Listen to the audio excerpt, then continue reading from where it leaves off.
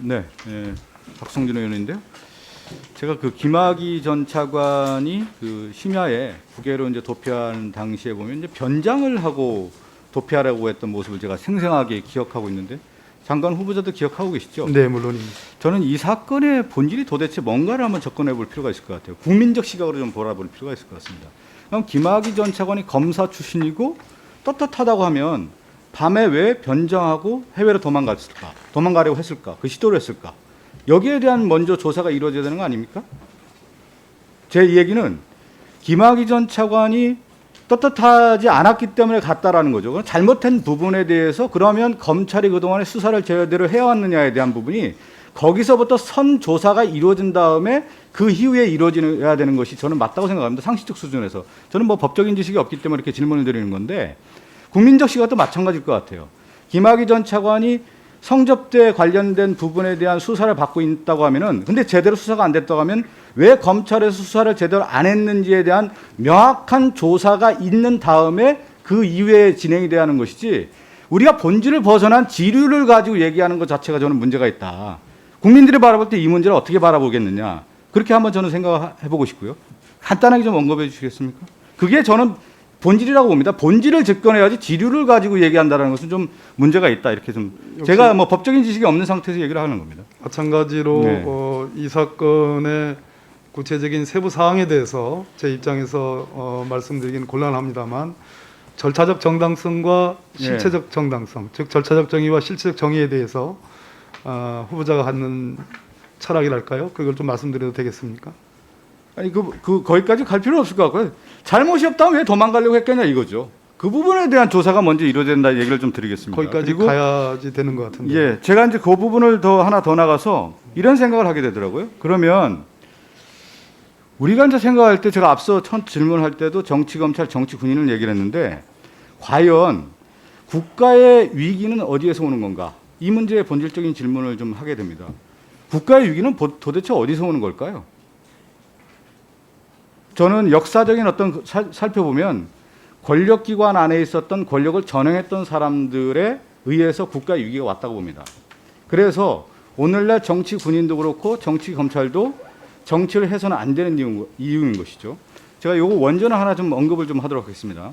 관료가 왜 정치를 해서는 안 되는 이유에 대해서 막스 베버가 소명으로서의 정치에서 이렇게 언급을 합니다. 이건 저는 명문이라고 생각되기 때문에 이 얘기를 좀 같이 공유해 줬으면 해서 제가 간단하게 읽도록 하겠습니다.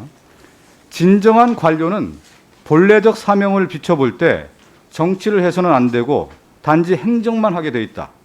무엇보다도 비당파적 자세로 행정을 해야 한다는 것이죠. 관료가 이런 규율을 따르지 않거나 자기 절제를 하지 못하면 전체 국가기구는 붕괴하고 말 것이다. 이렇게 얘기를 하고 있습니다. 그러니까 전문 관료는 대마고고 정치인, 대중 선동가가 아니라는 것이죠. 전문 관료가 대마고가 되면 대체로 그는 매우 나쁜 대마고가 되고 만다. 이렇게 얘기를 하고 있습니다. 이 얘기는 정치적인 영역의 행정 관료가 정치 영역에 들어왔을 때 국가적 혼란이 온다라는 거죠. 그러니까 검찰도 마찬가지인 것이죠. 정치 영역으로 들어왔을 경우에 이 사회가 얼마나 혼란한 것인지, 과거에 정치 군인이 정치 영역으로 들어왔을 때 얼마나 혼란한 것인지, IMF도 마찬가지거든요. 일부의 특수한 모피아들이 실질적으로 어떤 행정을 장악함으로 인해서 국가 경제를 제대로 이끌지 행정 시스템을 이끌지 못했다라는 어떤 비난이 있었지 않았습니까? 저는 같이 생각되고 있습니다. 이 부분에 대한 장관의 얘기를 좀 듣고 싶습니다. 글쎄요, 막스 베버가 얘기하는 소위 행정 영역이 정치로 들어오는 것, 일종의 뷰로크래시 정도 그걸 의미하는 것 같습니다. 현대 민주주의 위기에 여러 가지 진단이 있습니다만 의원님의 지적 맞습니다. 거기에 동원되는 게 전문적인 공무원들이 아니고 일반 보통의 국민들이 기성의 질서에 승복하고 그를 통해서 오히려 문제되는 그런 부분들을 동의해주고 하는 그런 민주주의의 위기의 여러 징후들을 얘기하는 건데요. 저는 법무부 장관이 된다면 그런 것은 당연히 아주 높은 수준의 담론이기도 하지만은 지금 벌어지는 김학의 전 차관과 관련된 수사 이 부분에 있어서 제가 진심으로 관심이 있는 것은 절차적 정의와 실체적 정의의 관계라고 생각합니다. 말씀드릴 기회가 뭐 드려도 되겠습니까? 네, 얘기하시죠. 저는 절차적 정의가 실체적 정의 못지않게 중요하다고 생각을 합니다. 다만 절차적 정의는 보정과 치유의 과정이 열려 있어야 됩니다. 그것이 열려 있지 않으면 최종적인 실체적 정의를 발견하기 어렵다고 생각합니다. 이 사안에서 아마 제가 드리는 이 말씀을 하나의 기준으로 놓고 대비해 보면 여러 가지 해석이 가능할 거라고 생각합니다. 왜 과거에 우리 검찰의 여러 사건들, 여러 수사들에 대해서 많은 국민들이 절차적 정의의 흠결에 대해서 지적을 했습니다. 그럼에도 불구하고 검찰은 실체적 정의만을 위해서 무제한적인 수사를 했던 사례들도 많고 소위 과잉금지 원칙을 위반했던 사례도 많이 있습니다. 제가 관심 갖는 것은 왜 우리 검찰이 지금 절차적 정의를 이제서야 관심을 두는데 왜 그 케이스로 김학의 사건을 삼았느냐는 겁니다. 이 점에 대해서 본 후보자는 지금 제가 국회의원 신분입니다. 예. 참으로 이상하다. 김학의 사건에 첫째 경찰 수사가 있었고 1차 검찰 수사가 있었고 2차 검찰 수사가 있었습니다. 4차 특별수사단에 의한 수사가 있었습니다. 13차례의 성접대가 있었다는 점이 인정이 됐습니다.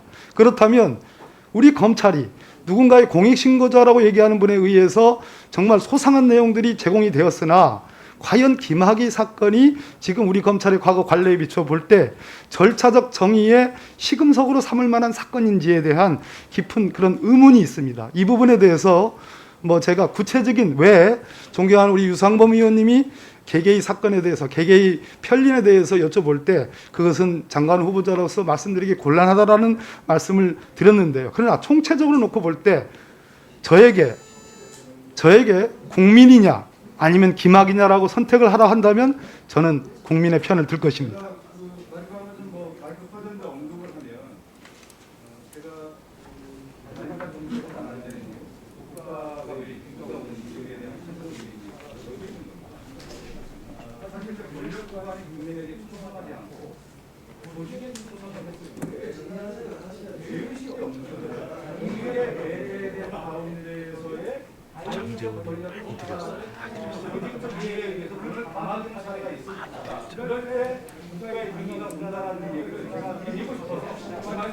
네, 수고하셨습니다.